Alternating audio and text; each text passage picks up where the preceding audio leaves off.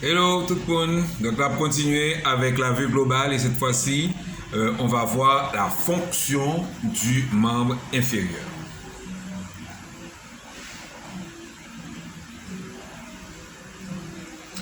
Donc la fonction du membre inférieur, c'est d'abord les supporter poids boule, c'est le support du poids du corps.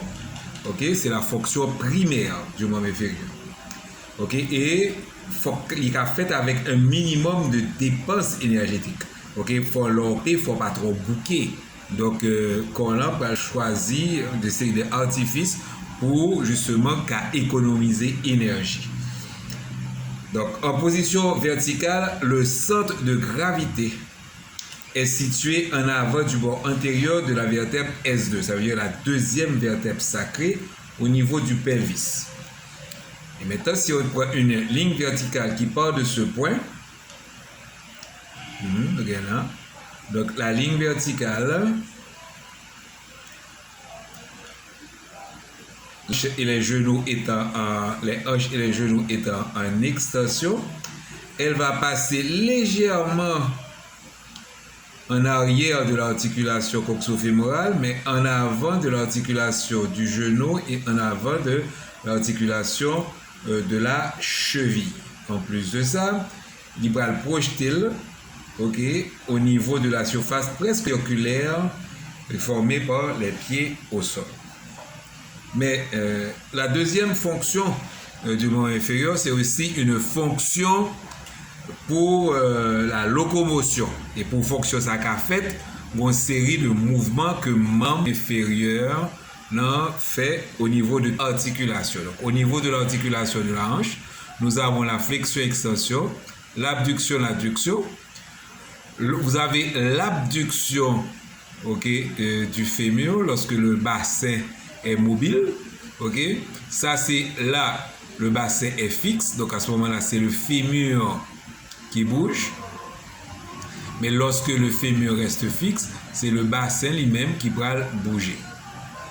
Ensuite, vous avez les rotations, rotation interne et rotation externe.